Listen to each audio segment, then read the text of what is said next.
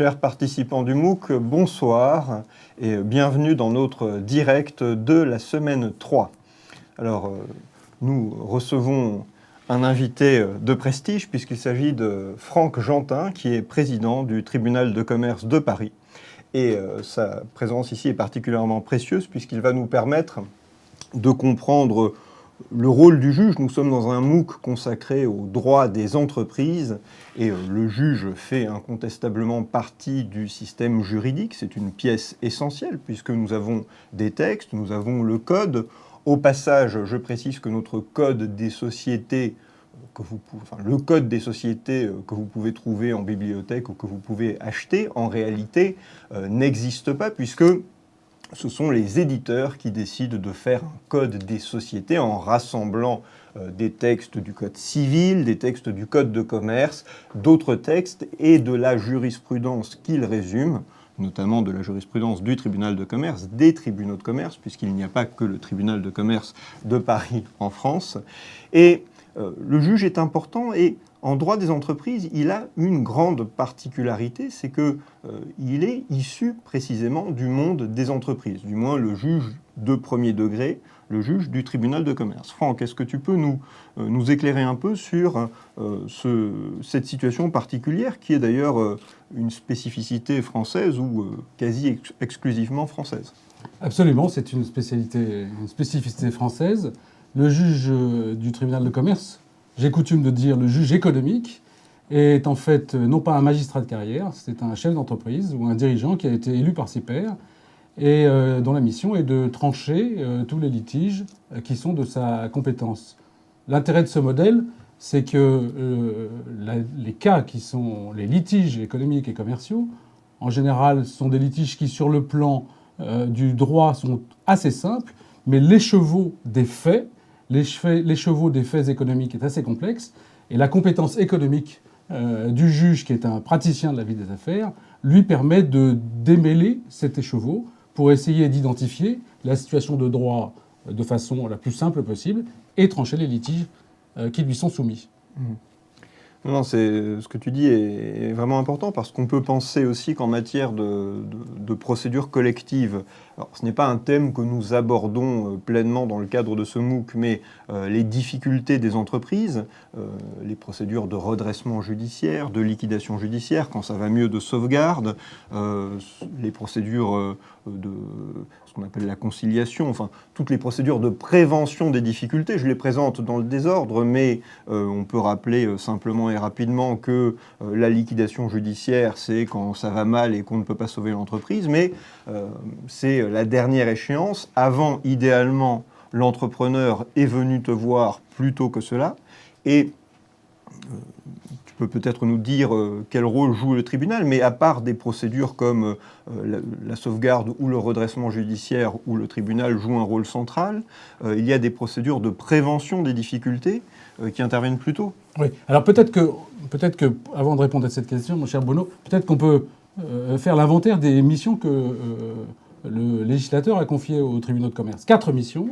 La première mission, c'est le contrôle du registre du commerce et des sociétés. C'est, on va dire, l'état civil des entreprises. Avec le fameux cabis. Avec le fameux cabis qu'on lève ou qu'on tire selon les cas. Je vois que tu as regardé nos vidéos. Absolument. Le registre du commerce et des sociétés, c'est l'état civil des entreprises. Alors, cet état civil, il est tenu par des greffiers sous le contrôle du juge. C'est une mission assez administrative, c'est la première mission. La deuxième mission, c'est le traitement des contentieux. Quand un contentieux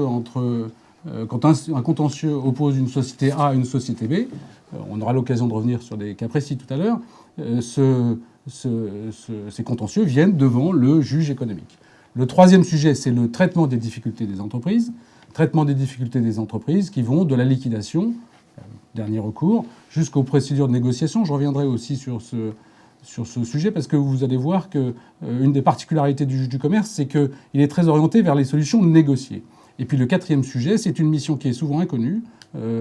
La quatrième mission qui a été assignée par le législateur, c'est la mission de détection des difficultés des entreprises. Alors pour revenir, mon cher Bono, à ta question, je voudrais souligner qu'en matière de traitement des difficultés des entreprises, la particularité du juge économique, c'est que comme c'est un chef d'entreprise qui par nature est habitué à négocier avec ses clients, avec ses fournisseurs, avec ses salariés, avec ses banquiers, il est naturellement enclin à trouver des solutions négociées. Et ce qu'on observe, c'est qu'aujourd'hui, en matière de traitement des difficultés des entreprises, 90% des passifs qui sont détectés dans les procédures le sont dans le cadre de procédures de négociation. Des procédures dans lesquelles le juge s'assure de ce qu'un accord peut aboutir entre une entreprise qui a des difficultés et ses créanciers. Et l'avenir, ce sont ces procédures de négociation. Très bien. Je suis par ailleurs avec Chantal Donzel, que vous connaissez, puisqu'elle répond à un grand nombre de questions que vous vous posez. Chantal, qui, vous le savez, est docteur en droit. Chantal, peut-être quelques observations sur les échanges auxquels vous participez et auxquels je participe également sur la plateforme du MOOC. Oui, quelques informations, mais très brèves. Vous êtes très nombreux à agir, à interagir sur les forums, et c'est très bien, on vous encourage. Vous discutez beaucoup sur les cas pratiques, vous proposez des solutions, et ça c'est très bien parce que ça vous permet de progresser dans le raisonnement, de confronter vos idées, et ça donc on vous encourage beaucoup. Et puis vous posez de nombreuses questions connexes sur le cours, et c'est très bien aussi. Continuez, on attend que vos questions. Bien, alors nous abordons la partie du live en question, c'est-à-dire, Franck, que nous recevons pendant la semaine, mais également en ce moment par Twitter et par Facebook, un certain nombre de questions. Nous ne répondons pas à toutes les questions, mais les questions qui sont en lien avec nos thèmes de la semaine, nous allons essayer de répondre à certaines d'entre elles et nous allons profiter de ton input, comme on dit en bon français, de ton apport et de ton expérience. D'ailleurs, Franck, on ne t'a pas demandé cela encore, mais tu es toi-même chef d'entreprise, dirigeant à l'origine ou en même temps que tu exerces ton mandat. Alors oui, je suis chef d'entreprise. À l'issue de mes études, j'ai commencé à travailler à l'étranger, dans un pays du Moyen-Orient comme salarié. Puis j'ai eu une opportunité, une idée que j'ai développée. J'ai monté une entreprise, j'en ai racheté une autre. J'ai ensuite développé mes affaires. Le travail du chef d'entreprise est un travail un peu isolé et j'ai eu un moment le besoin de trouver un complément à ma vie professionnelle qui était assez prenante. Je me suis dirigé vers le tribunal de commerce un peu par hasard. Comme j'avais fait des études dans une école de commerce, j'ai repris mes études à la faculté de droit pendant que j'étais juge parce que j'ai vu qu'il me manquait j'avais quelques lacunes. Voilà, et au bout de quelques années, j'ai été élu président du tribunal de commerce de Paris. Puisque la particularité, c'est que le président du tribunal de commerce de Paris, comme le président de tous les tribunaux de commerce d'ailleurs, est élu par ses pairs. À Paris, j'ai 172 collègues qui m'ont élu début 2012 pour un mandat de 4 ans. Parfait, très bien. Le premier thème que nous abordons ensemble ce soir, c'est celui, et tu vas voir qu'il te concerne aussi, de l'entreprise, de l'intérêt social et du juge. Nous allons réfléchir ensemble à la question qui est celle de savoir quel doit être le rôle du juge, l'appréciation du juge de l'intérêt de l'entreprise. Est-ce que le juge peut intervenir s'il est sollicité par des associés, peut-être même par des tiers, des créanciers par exemple? Est-ce qu'il peut intervenir dans la gestion de l'entreprise? Alors c'est vrai que si le juge est lui-même un entrepreneur, on peut penser qu'il est fondé à intervenir, mais quand même... on n'est pas dans un système dans lequel chaque entreprise doit avoir une espèce de seconde décision prise par un juge. Donc, on va se poser d'abord une question qui est celle qui semble assez théorique, mais je crois que la pratique l'utilise quand même beaucoup, c'est la notion d'intérêt social. La notion d'intérêt social, on la trouve dans quelle institution, par exemple, Chantal ? La notion d'intérêt social, elle intervient dans plusieurs hypothèses. Par exemple, peut-être pas la première, mais notamment en cas d'abus de biens sociaux. Oui. On va s'interroger sur la conformité du comportement du dirigeant social à cet intérêt social. D'accord, donc je suis dirigeant de société, les biens de ma société ou l'argent de ma société, ça n'est pas mes biens, ça n'est pas mon argent. Je ne peux pas décider que j'utilise le véhicule de la société pour mon usage personnel ou que j'utilise la carte de la société, la carte bancaire de la société pour inviter ma famille au restaurant, par exemple. Non, ça n'est pas possible. Il faut vraiment distinguer le patrimoine de la société et votre patrimoine. Le dirigeant ne peut pas se servir dans les caisses de la société. Parce que ça serait contraire à l'intérêt de la social. société. Bon, autre application que l'on connaît, les questions d'abus du droit de vote. Alors Franck, est-ce que c'est une chose que tu as vu souvent passer comme juge, l'abus de majorité ou l'abus de minorité? C'est une situation qui est assez fréquente. Je peux vous donner un exemple récent. Il s'agissait de deux groupes cotés d'importance, de notoriété publique, qui avaient une filiale commune. Le premier des deux groupes détenait 80% de la filiale. Le second avait donc 20%. Vous imaginez qui est-ce qui décidait dans la filiale. Il se trouve que cette filiale était une machine à cash, puisqu'elle faisait des résultats très très importants, et que le majoritaire, plutôt que de verser des dividendes et donc de laisser échapper, si je puis dire, 20% du résultat qu'il aurait pu distribuer, le majoritaire se contentait de ponctionner en compte courant la totalité du cash excédentaire de la filiale. Alors, je vous expose le cas de façon assez simple, parce que tout ça résulte évidemment d'un ensemble de faits qui était un peu plus complexe. Que s'est-il passé? Le minoritaire est venu devant le tribunal de commerce pour demander que soit jugé un abus de majorité. Un abus de majorité car il estimait, et vous comprenez bien que à l'exposé que je vous fais, c'était en effet un peu excessif dans la mesure où l'entreprise était très excédentaire en trésorerie, il estimait qu'une part de ce qui remontait en compte courant dans la maison mère lui revenait. La particularité dans cette affaire, c'est que naturellement, vous imaginez comment s'est terminé le jugement, mais le juge économique, qui est un dirigeant d'entreprise, comme je le disais, a pris l'initiative suivante. En l'occurrence, il se trouve que c'est moi qui l'ai prise. J'ai demandé aux avocats de venir me voir en leur disant « Bon, on va trancher, mais est-ce que le sujet n'est pas un peu plus large ?»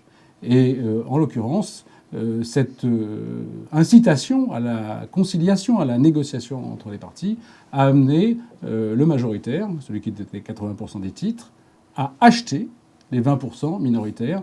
Et donc, on s'est assuré de cette façon que le litige était définitivement réglé. Pourquoi est-ce que je vous donne ce cas? Parce qu'il n'appartient pas au juge d'aller au-delà de ce que l'une des parties lui demande. Cependant, notre culture de la négociation, quand nous avons la possibilité, nous essayons d'inciter les parties à trouver une solution durable qui, de ce fait, peut aller un peu plus loin que le litige qui nous est soumis. Alors, la frontière est un peu délicate parce qu'il ne faut pas non plus se mêler. Le juge n'est pas là pour gérer l'entreprise, il est là pour trancher des litiges. Il ne doit pas juger ultra petita. D'accord, alors c'est vrai que l'abus de majorité, c'est le fait que le majoritaire fait prendre à la société une décision qui est contraire à son intérêt, donc ce n'est pas bon pour la société, ou c'est inutile pour la société. Et dans le même temps, ça l'avantage par rapport aux minoritaires. On a des exemples assez proches aussi de mise en réserve systématique du bénéfice. Le minoritaire attend, il espère pouvoir recevoir des dividendes, mais non, il n'en aura jamais jusqu'au jour où, dégoûté, il finira par accepter de vendre à bas prix. Mais je comprends que ça n'est pas dans ton hypothèse comme cela que... J'imagine que la cession s'est réalisée de manière plus heureuse, mais j'espère que tu ne reverras pas ces parties devant toi pour une annulation de la cession pour défaut de cause partielle ou que sais-je encore. Bon. L'abus de minorité, c'est un peu plus délicat, parce que l'abus de majorité, on vient te voir et on te dit, toi juge, on vient te voir et on te dit, voilà ce qui s'est passé, ils ont fait prendre telle décision à la société. L'abus de minorité, j'imagine que c'est moins facile, parce que un minoritaire a demandé que la société prenne une décision, et les associés ont décidé de ne pas prendre la décision. Par exemple, des minoritaires d'ailleurs, qui peuvent avoir une minorité importante, une minorité de blocage, a décidé de ne pas prendre la décision, et donc on vient te voir pour que, d'une certaine manière, on torde le bras de ces minoritaires, qu'on passe outre leur refus. Par exemple, on veut changer l'objet social, on veut augmenter le capital social parce qu'on a besoin de plus d'argent pour la société, et les minoritaires disent non.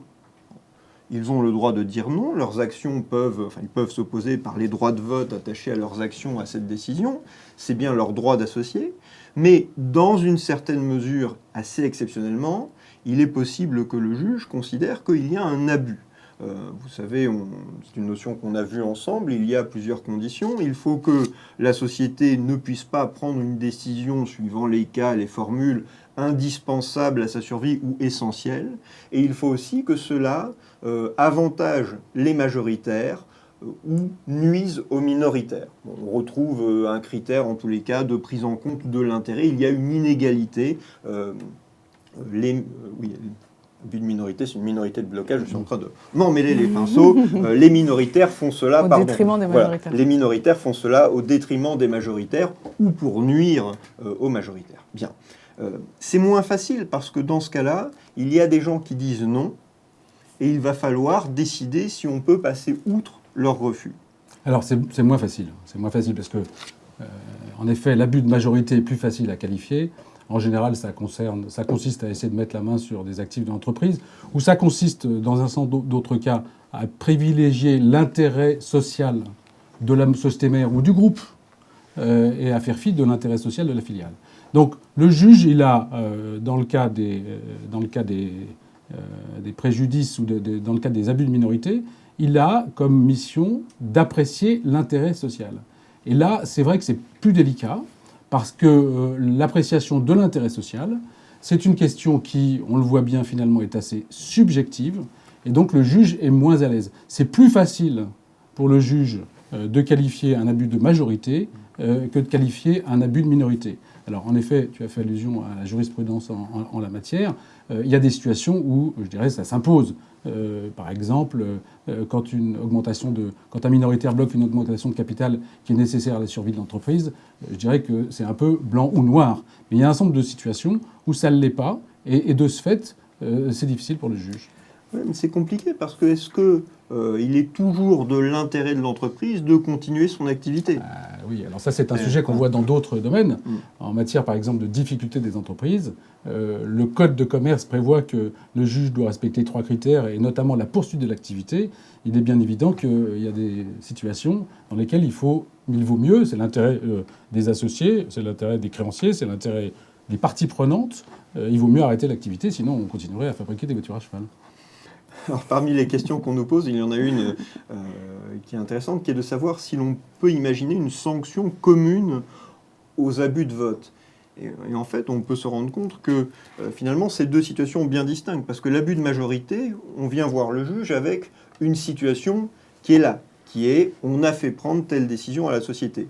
Et la question qu'on pose au juge, c'est est-ce qu'on peut sanctionner ce que l'on a fait faire à la société. Par exemple, on a fait conclure à la société un contrat qui est désavantageux pour elle, mais qui avantage les majoritaires. Est-ce qu'on peut annuler le contrat ou est-ce qu'on peut condamner les majoritaires à indemniser la société? L'abus de minorité, c'est autre chose. Donc on vient voir le juge en lui disant les minoritaires nous empêchent de prendre cette décision essentielle pour la société. Alors peut-être que l'on peut condamner à des dommages et intérêts aussi dans cette situation, donc on aurait une sanction commune, mais la sanction la plus efficace pour l'abus de minorité, ça serait que le juge dise, eh bien moi je considère que le non des minoritaires est égal à un oui. Mais ça, c'est pas vraiment possible, je crois. Non, c'est pas vraiment possible. Le problème de ces situations, c'est que la décision que le juge va prendre, de quel effet va-t-elle être suivie? Alors, évidemment, il y a 99 chances sur 100 que lorsque le juge va trancher, l'une des 2 parties ne soit pas satisfaite. La conséquence, c'est que l'une de ces 2 parties va donc faire appel de la saisissation et est repartie pour un tour devant la cour d'appel, et le problème n'est pas réglé. Alors, si on fait ce constat, vous comprendrez que l'objectif du juge, c'est de trouver des solutions pragmatiques. Et il se trouve que les conflits d'associés, c'est mon expérience, en tout cas au tribunal de commerce de Paris, sont par essence ceux dans lesquels la négociation et la discussion ont le plus de probabilité d'aboutir. Pourquoi? Parce qu'au-delà du litige qui oppose les parties, il y a souvent autre chose. Les majoritaires et les minoritaires sont en général des individus, des personnes physiques qui décident, et quelquefois, et très souvent, le litige est en dehors du cas qui nous est posé. Voilà une des raisons pour lesquelles le juge économique va, dans ce cas de figure, s'il veut vraiment régler le problème, avoir intérêt à déplacer le débat, de changer, enfin je dirais, aller sur l'office du juge qui est celui de la conciliation, plutôt que de rester sur l'office du juge qui est tranché, car, encore une fois, cette décision amènera inévitablement un recours, du temps, et ça ne réglera pas le problème. Ça ne sera pas la solution pour l'entreprise. Et est-ce que tu utilises souvent cette institution qui est celle du mandat ad hoc, c'est-à-dire que le juge peut dire, et c'est cela qu'on voit en jurisprudence pour la Cour de cassation, cela semble être le bon remède, mais après peut-être que ton approche n'est pas celle-là, de dire que si un minoritaire s'obstine à refuser de prendre une décision, le juge ne peut pas dire que son jugement vaut vote, mais en revanche, le juge peut dessaisir pour cette décision le minoritaire et dire qu'il envoie à l'Assemblée un mandataire ad hoc, c'est-à-dire un administrateur judiciaire ou quelqu'un d'autre que général, le juge. hein. Voilà, mais plus souvent un administrateur judiciaire, donc quelqu'un dont c'est la profession d'exercer ce type de mission, qui va aller à l'Assemblée prendre la bonne décision, celle que l'intérêt social, puisque c'est de ça qu'il s'agit, dicte. Alors, ça arrive. Je dirais que c'est une solution extrême. C'est assez dur, parce que priver un actionnaire de ses droits de vote, c'est pas rien. Hein. C'est comme si on le privait. C'est au moins aussi important que de le priver de ses dividendes, par exemple. Donc c'est vraiment une décision ultime. Il arrive également fréquemment qu'il y ait une demande conjointe du majoritaire et du minoritaire, ou en tout cas qu'il y ait un accord sur le fait qu'il faut qu'il y ait un dirigeant qui soit un mandataire ad hoc. Et il se trouve qu'on a des situations dans lesquelles ça dure. Je pense à un litige entre deux associés qui sont à parité dans une affaire profitable dans laquelle il y a plusieurs centaines de salariés. Il y a un mandataire qui gère l'entreprise de façon provisoire, le provisoire durant depuis plusieurs années, ce qui pose quand même un problème, c'est que c'est pas vraiment une solution. Alors tu réponds à une question qui nous est posée, qui est quelle est la durée moyenne de résolution des litiges sur les abus de vote ? Alors, je ne sais pas si on peut donner une réponse en mois, mais il y a peut-être une autre question, enfin je te laisse réfléchir à cette question, mais il y a peut-être une autre question qui est de savoir, et on peut peut-être l'indiquer rapidement, qu'est-ce qu'on fait quand la situation est vraiment très urgente ? Parce que le minoritaire bloque et on ne peut pas attendre 6 mois ou plus s'il y avait un appel. Qu'est-ce qu'on fait dans ce cas-là ? Alors, il y a des procédures. Alors, sur la question de la durée moyenne des litiges, dans le cas des... Je n'ai pas de statistiques en tête. Je pourrais vous fournir des statistiques plus générales tout à l'heure. Mais je vais rebondir plutôt sur ta question, ce qui est qu'est-ce qu'on fait dans l'urgence ? Alors, il existe une procédure qui est la procédure de référé, qui permet de traiter des situations dans l'urgence. Par exemple, vendredi soir, à 20h, j'ai été saisi par un avocat. On n'est pas loin de ce cas. Pas tout à fait le même, mais on n'est pas loin de ce cas. J'ai été saisi par un avocat d'une demande de pouvoir assigner à très bref délai.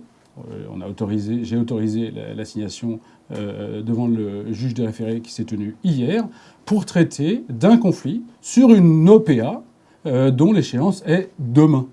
Donc vous voyez, l'initiative a été prise par l'actionnaire de la société vendredi soir. Il a eu une ordonnance sur le champ. Il a pu délivrer son assignation lundi. Les parties ont été entendues par le juge devant une formation spéciale compte tenu des enjeux mercredi, hier soir. L'ordonnance est, à l'heure où je vous parle, en train d'être délibérée par les juges qui l'ont reçue. Elle sera délivrée demain matin à 9h. Et l'échéance de l'OPA, c'est demain, je crois que c'est à midi. Voilà une situation dans laquelle le juge est capable de prendre des décisions de façon hyper rapide. C'est la culture du juge économique que de traiter les affaires dans des délais qui sont conformes et compatibles avec la contrainte de la vie des affaires. Absolument. Alors parmi les autres questions auxquelles nous pouvons répondre, il y en a une qui est celle de savoir si les notions d'abus de minorité ou de majorité existent dans d'autres pays. Alors la réponse est oui, mais pas forcément sous les mêmes formes. Mais vous ne pouvez pas considérer que le droit de vote est un droit qui vous permet de tout faire dans la société et de tuer l'entreprise, que ce soit en lui faisant prendre des actes ou en refusant qu'elle prenne des actes. On retrouve dans d'autres droits, alors on ne peut pas donner une réponse exhaustive pour la terre entière, mais on retrouve dans d'autres droits des concepts similaires.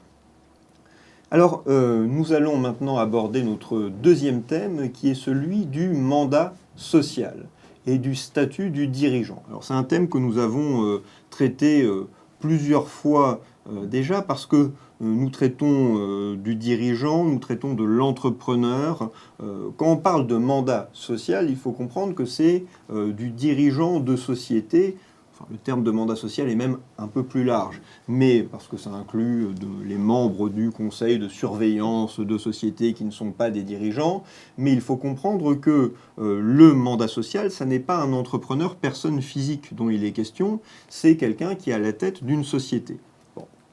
Nous avons parlé les fois précédentes, notamment de déclaration d'insaisissabilité ou de statut de IRL. Quand on parle de mandataire social, on parle par exemple du gérant de SARL, on parle des administrateurs de sociétés anonymes. Parmi les questions que l'on peut évoquer, tout d'abord, est-ce que l'on est libre de choisir son mandataire social? Chantal? Oui, généralement on est libre. Généralement ce sont les associés ou les actionnaires qui, alors pas toujours, mais qui choisissent leur mandataire social. Et par exemple, dans les sociétés anonymes, ce sont les actionnaires qui élisent les administrateurs, eux-mêmes élisant leur président au sein du conseil d'administration. Un peu comme le tribunal de commerce.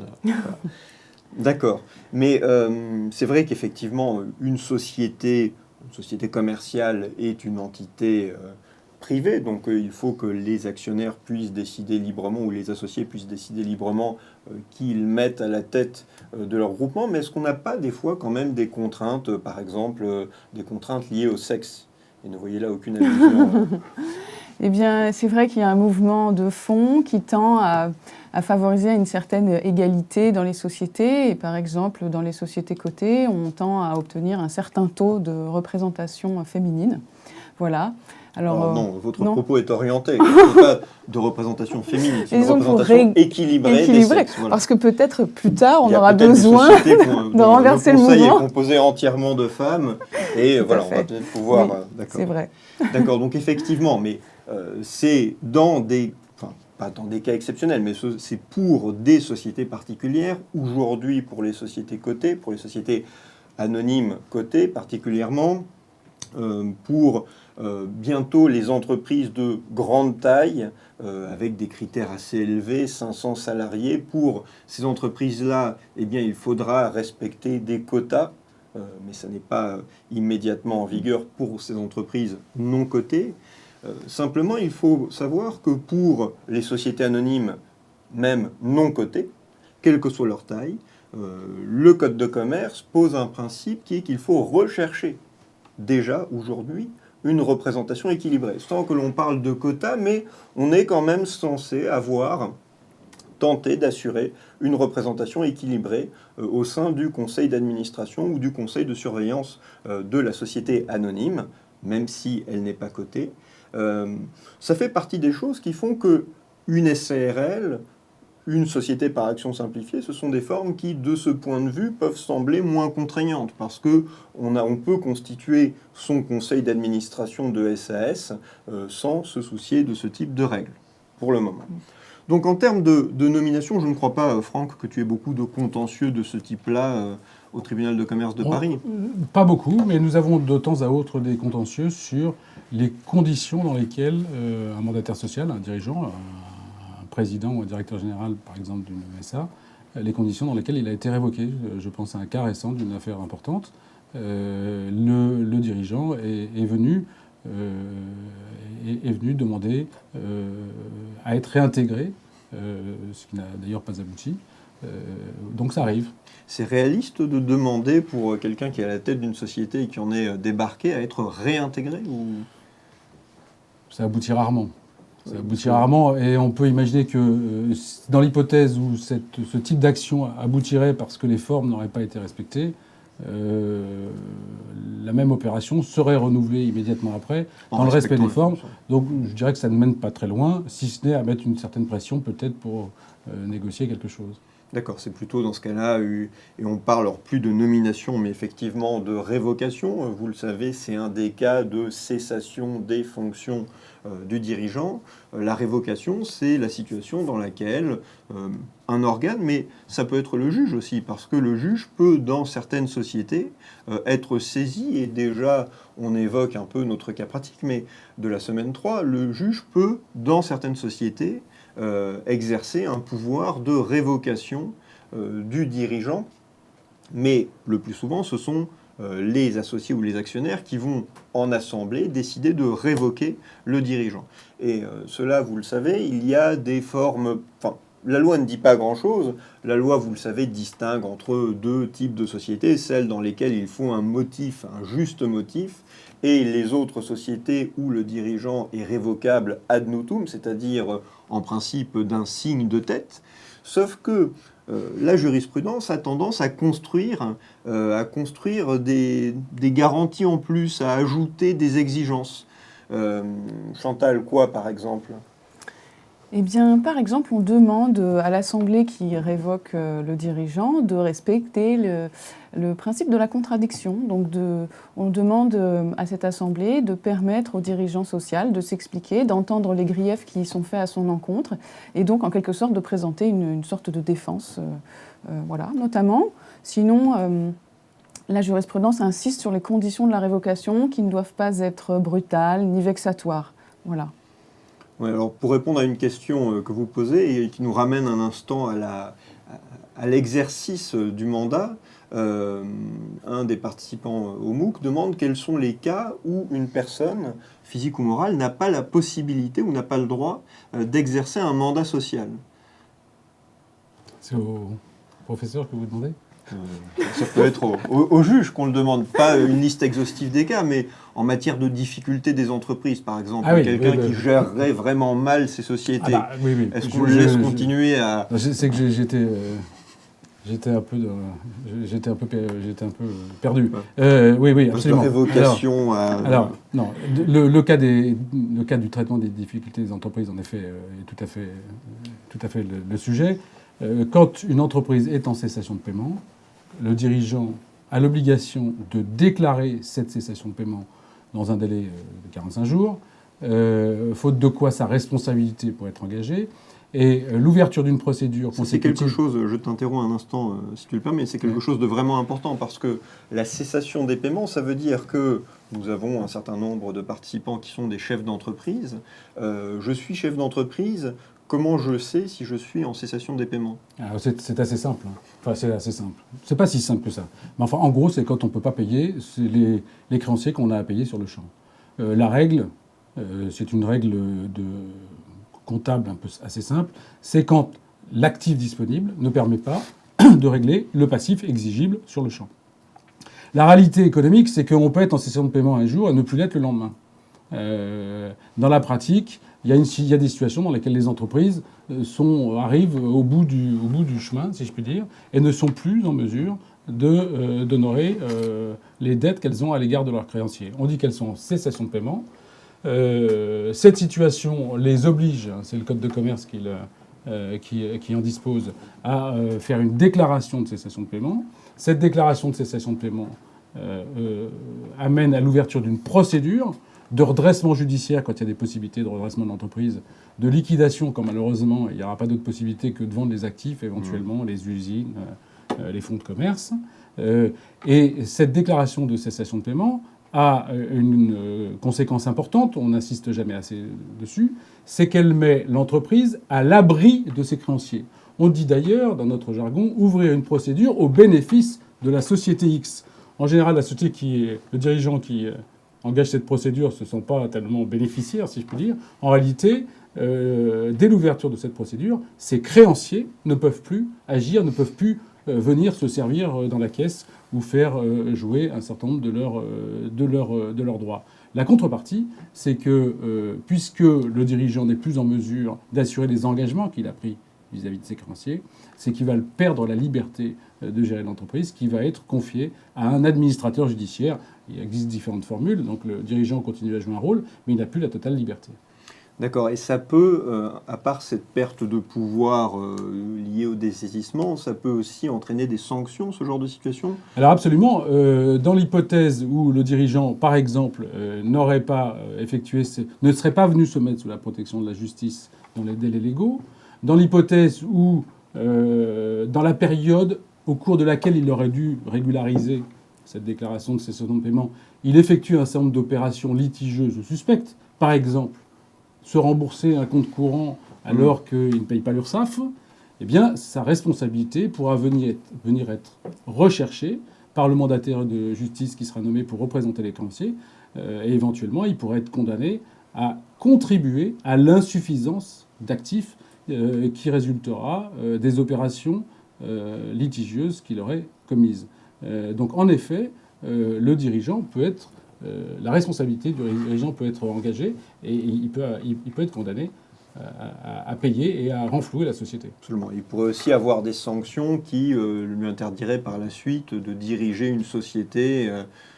Enfin, voilà une situation, mais enfin, en cas de comportement qui serait un comportement fautif manifeste. Enfin, pour ne pas rentrer dans le détail mais ce que tu évoquais, effectivement, oui, des remboursements anticipés, même d'ailleurs l'acte lui-même pourrait être remis en cause dans cette situation. Absolument.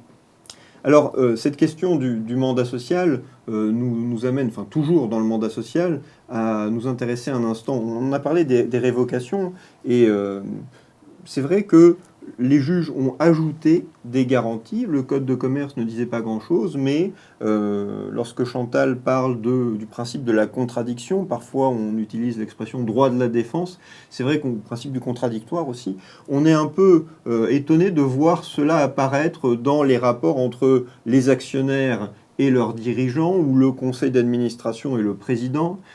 S'ils veulent le débarquer, ils ont normalement le droit, parce que ce dirigeant est révocable ad nutum, sur un signe de tête, mais la jurisprudence ajoute à ça des garanties. Donc ça veut dire quoi, respecter le principe du contradictoire? Il faut faire venir un juge pour assister à l'Assemblée?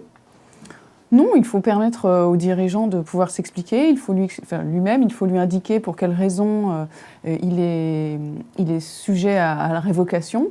Et lui-même, il doit pouvoir présenter ses arguments, proposer une défense pour que, éventuellement, d'ailleurs, l'Assemblée des actionnaires, finalement, change son opinion. Parce que souvent, en général, il y a un mouvement de fond pour révoquer le dirigeant. Mais c'est vrai que parfois, on se demande si ça n'est pas finalement un peu inutile, cette procédure, parce que obligé, donc la loi ne dit rien de particulier pour, par exemple, l'administrateur d'une société anonyme. L'Assemblée peut décider normalement de mettre fin à son mandat social sans besoin que l'on dise c'est parce qu'il n'a pas fait avec assez de diligence tel acte, c'est parce qu'il a sollicité trop souvent une augmentation de sa rémunération, et ainsi de suite. Donc normalement, on n'a pas besoin de ça. Mais la jurisprudence de la Cour de cassation va demander que, dans un premier temps, que l'on permette à ce dirigeant de se défendre, donc de dire les raisons pour lesquelles il ne faudrait pas révoquer son mandat, et plus récemment, on va demander qu'on lui communique le motif qui pourrait justifier sa révocation. Moi, je trouve que c'est une bonne chose. Je trouve que c'est une bonne chose pour au moins deux raisons. La première raison, c'est que le droit, par exemple, pour un conseil d'administration, de mettre fin au mandat du président n'exclut pas que ça puisse se faire dans un climat courtois. Ça, c'est la première chose. La brutalité de la décision ne nécessite pas forcément une brutalité de la forme.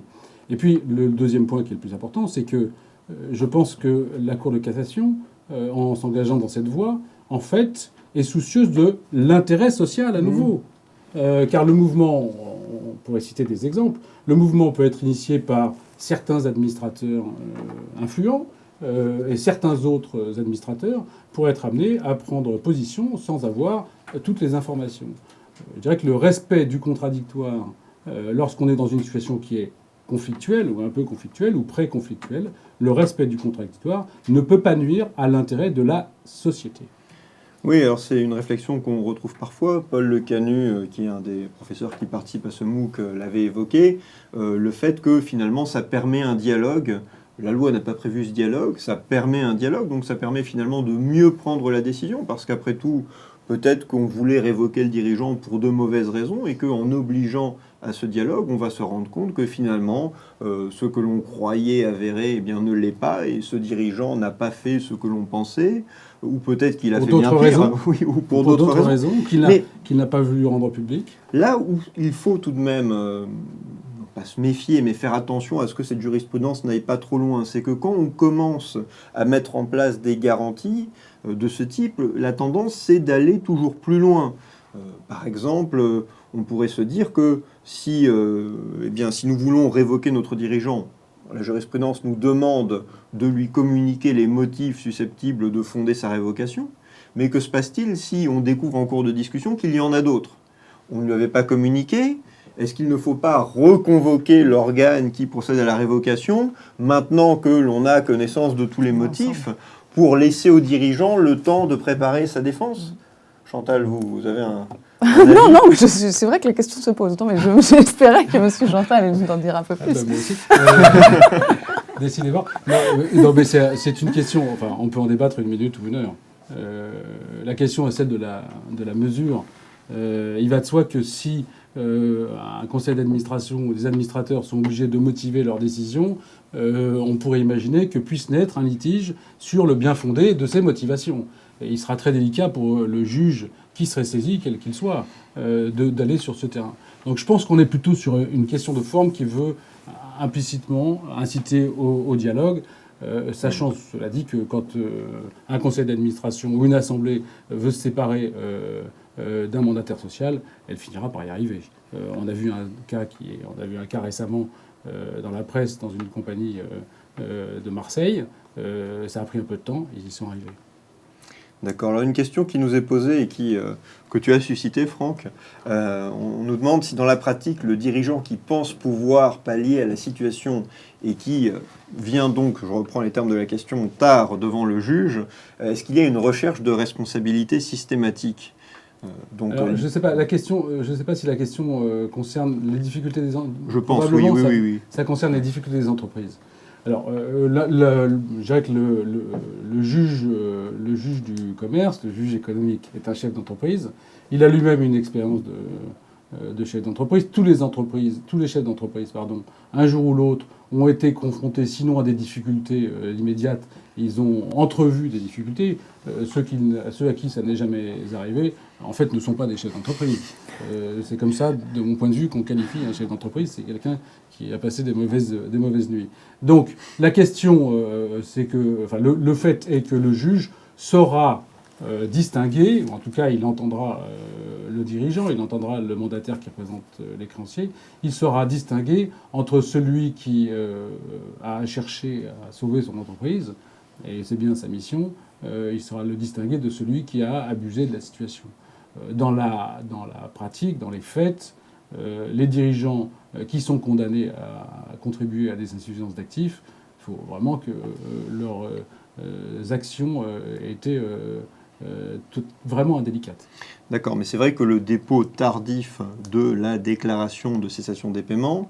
C'est un motif. Oui, c'est un motif. C'est le non-respect de la loi, c'est donc un motif. Donc si un fournisseur vient, me demande à moi, dirigeant, de payer une facture et que la société n'a pas la trésorerie pour le faire, je sais que j'ai un délai de 45 jours qui commence à courir pour quoi? Pour le payer ou pour... J'ai un délai de 45 jours pour aller soit le payer, soit régulariser une déclaration de cessation de paiement.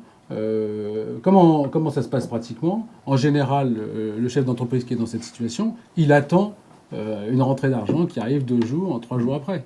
Donc, je disais tout à l'heure que c'est pas blanc ou noir. On ne va pas lui reprocher d'avoir attendu 48 heures pour payer un de ses fournisseurs alors qu'il a de l'argent qui devait rentrer. On ne va pas lui reprocher de ne pas avoir déposé le bilan, parce que sinon, je peux vous dire qu'il y a un nombre d'entreprises qui seraient passées par le tribunal de commerce, lequel serait légèrement encombré. Donc, c'est affaire de dosage, et encore une fois, le juge économique doit apprécier.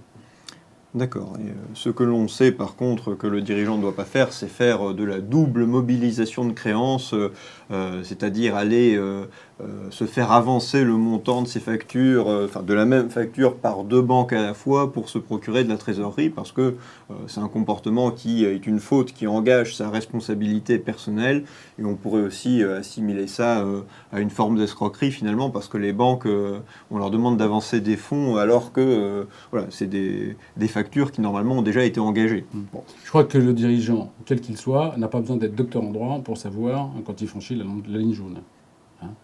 Quand on mobilise 2 fois une créance, ça finit toujours mal.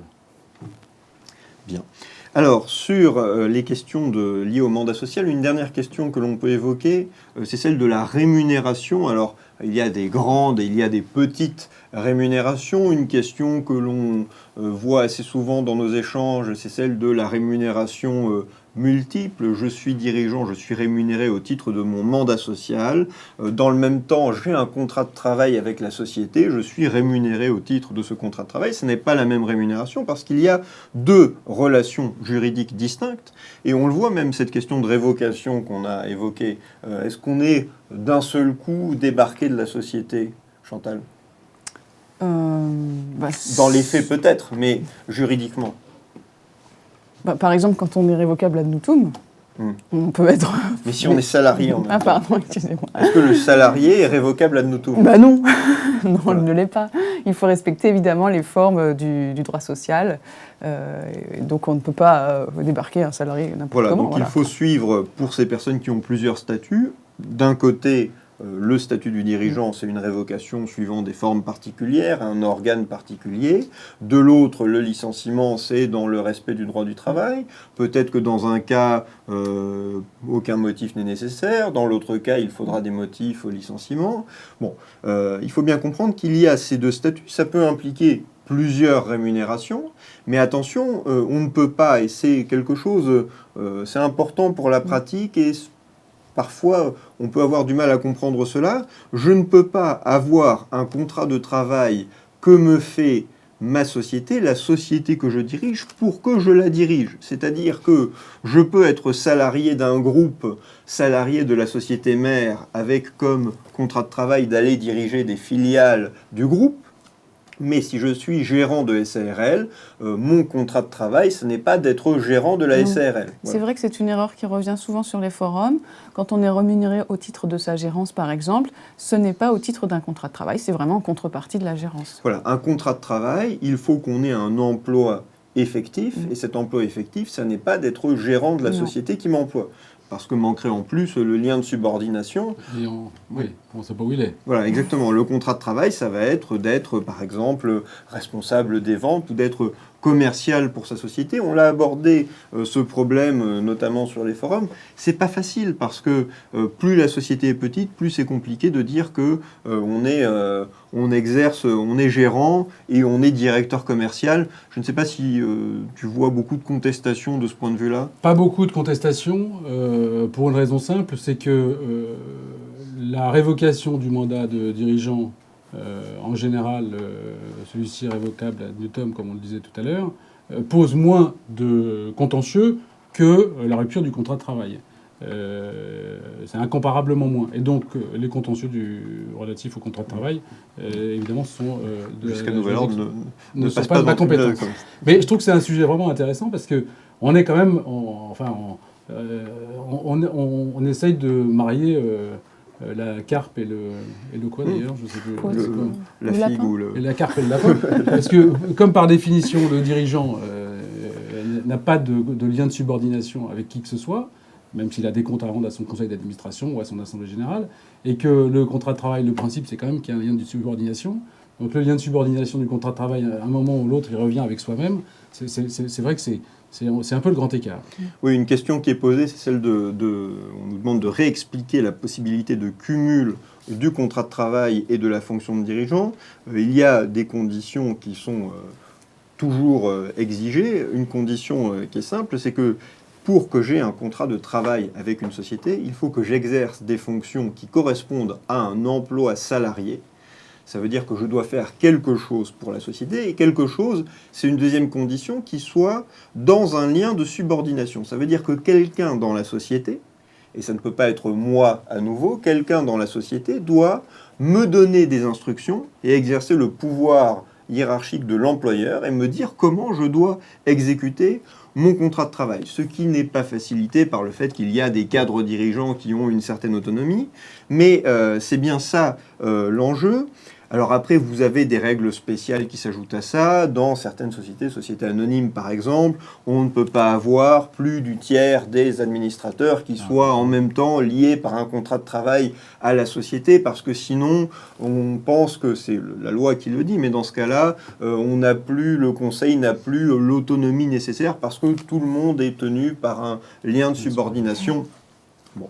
Le temps passe et nous avons un thème encore que nous allons aborder, qui est un double thème, celui du gouvernement d'entreprise et de la RSE. Alors, gouvernement d'entreprise, c'est une notion très vaste, on a beaucoup écrit sur le sujet. Qu'est-ce que cela désigne? Chantal, vous voulez nous donner votre définition ou une définition du gouvernement d'entreprise? Le gouvernement d'entreprise, c'est une façon pour la société, les grandes sociétés, les sociétés cotées, d'afficher un mode de gouvernement et de fonctionnement qui garantit aux investisseurs et aux actionnaires la probité de la société et son essor. C'est aussi un moyen de pousser les sociétés à fournir une information financière qui soit plus transparente. Voilà. Alors oui, on peut effectivement dire cela, vous avez raison.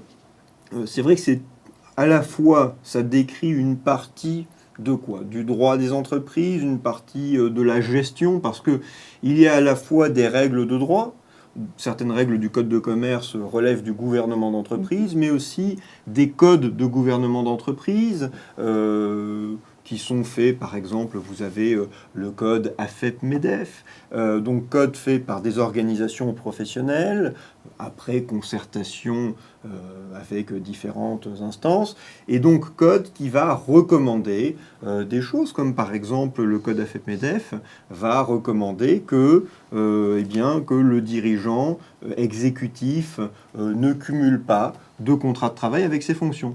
Alors, est-ce que cela est toujours souhaitable? Eh bien, c'est une préconisation du Code. Ce sont effectivement, au départ, c'est plutôt les très grandes sociétés qui sont concernées par ça, mais on voit que ça descend et que finalement, même une petite société est intéressée par la manière dont les réunions du conseil d'administration, s'il y en a un, sont organisées. Vous avez d'autres exigences. Par exemple, le code AFEP-MEDEF dit qu'il faut que le dirigeant ne se mette pas en situation de conflit d'intérêts et que s'il est dans une telle situation, il doit la signaler, il doit s'abstenir de participer aux décisions dans lesquelles il est en conflit d'intérêts. La notion de gouvernement d'entreprise, c'est quelque chose que le tribunal de commerce voit ou c'est hors de sa sphère de compétence? C'est pas vraiment dans la sphère de compétence du tribunal. Moi, je pense que c'est un sujet qui est très très intéressant. Parce que je pense que la société commerciale est en train de changer de forme. Déjà que l'histoire, on parlait de l'affectio societatis entre les associés qui devaient avoir un intérêt commun pour développer une activité. Aujourd'hui, on entend parler de plus en plus souvent de parties prenantes. Qu'est-ce que c'est, les parties prenantes? On ne sait pas très bien. C'est les associés, mais c'est aussi les salariés qui petit à petit sont rentrés dans le gouvernement de l'entreprise par le biais de toutes les dispositions du Code du travail. C'est l'environnement, les pouvoirs publics, les contraintes environnementales sont venues autour de la table. Et ce que j'observe comme dirigeant d'entreprise, c'est que le temps est très très loin où les dirigeants dirigeaient tout seuls. La direction des entreprises, la gouvernance des entreprises aujourd'hui, c'est le conseil d'administration, mais c'est pas que le conseil d'administration, c'est le dialogue avec les salariés, c'est le dialogue avec les pouvoirs publics, c'est le dialogue quelquefois avec les pays. Et d'ailleurs, un des sujets auxquels il faudra qu'on réfléchisse pour les sociétés du futur, c'est les sociétés multinationales qui ont des interlocuteurs différents dans différents pays, ont des moyens que les pays, leurs interlocuteurs, n'ont pas. J'enfonce les portes ouvertes en le disant. Donc je crois que la gouvernance, c'est pas simplement le respect de règles, c'est la prise en compte que l'intérêt social, c'est bien l'intérêt de la société, c'est pas l'intérêt seulement des associés, ce qu'on avait historiquement en tête. Et je crois que la raison pour laquelle tout ça évolue, c'est parce que l'intérêt des associés, c'est justement de s'intéresser à l'intérêt de toutes ces parties prenantes. Alors c'est intéressant que tu parles de parties prenantes parce qu'effectivement c'est à la fois le gouvernement d'entreprise, c'est aussi la notion de RSE. Alors vous le savez, RSE, cela peut s'interpréter ou se dire de plusieurs manières, mais ça serait responsabilité sociale et environnementale de l'entreprise.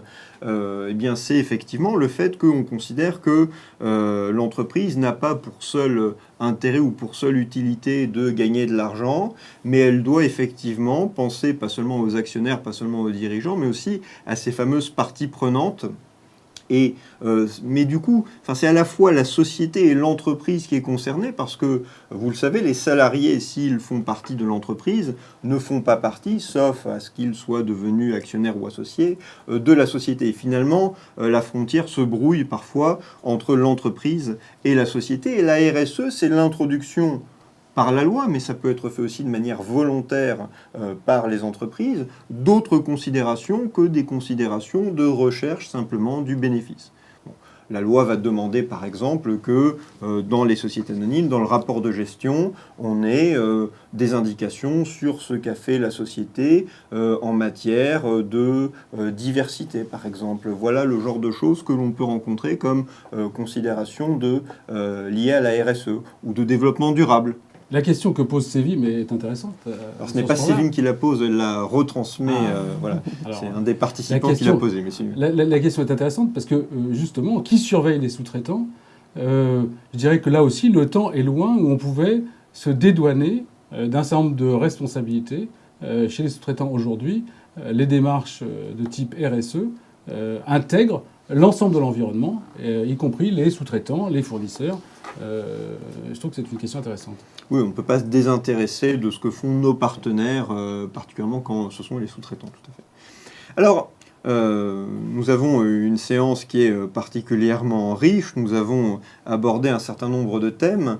Je ne sais pas, Chantal, vous voulez, avant que nous abordions le cas pratique, vous avez quelques propos conclusifs ou de synthèse? À propos des internautes? Oui. Écoutez, j'espère que nous avons répondu à vos questions. N'hésitez pas à les développer un peu plus sur le forum. On vous a réservé de la place pour ça, donc n'hésitez pas, inscrivez vos questions, on y répondra très volontiers. Voilà, pour rebondir sur un commentaire que je vois apparaître à l'écran, c'est bien le mariage de la carpe et du lapin, et non de la carpe et du raisin ou de la figue et du lapin. Bien, ces questions sémantiques étant réglées, penchons-nous un instant sur le cas pratique qui vous est proposé cette semaine.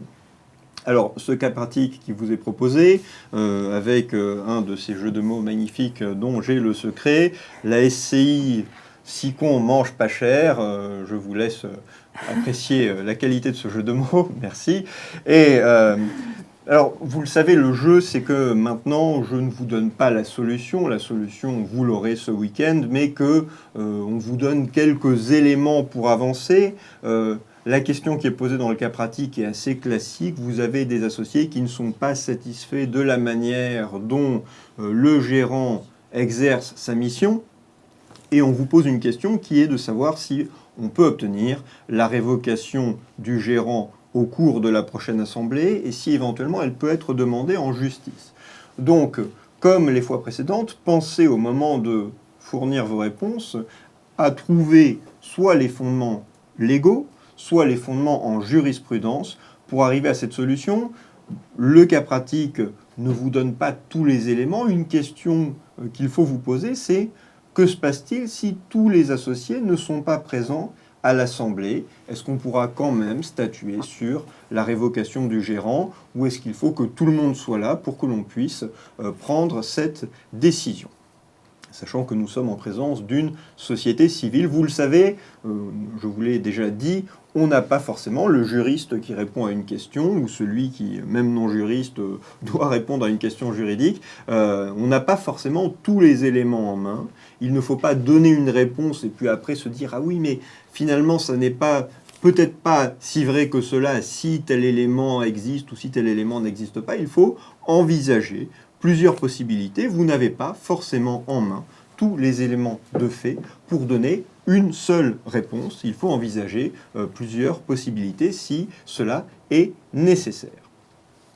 Eh bien, nous avons fait notre direct de la semaine 3 avec Chantal Donzel et avec le président Franck Jantin, avec lesquels c'était un plaisir d'échanger. C'était également un plaisir d'échanger avec vous et je vous souhaite de continuer les échanges nombreux pour cette semaine 3 jusqu'à la fin de la semaine 3, en attendant la semaine prochaine pour la semaine 4. Et je vous rappelle que si vous n'êtes pas encore inscrit ou si vous connaissez des gens qui intéressés ne sont pas encore inscrits, il est toujours possible de s'inscrire en cours de route au MOOC et de rattraper.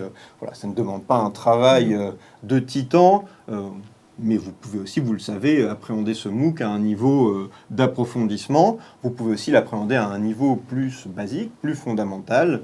Voilà. Mais vous pouvez vous inscrire en cours de route sans aucune difficulté. Voilà. Bonne soirée. Bonne soirée. Bonsoir.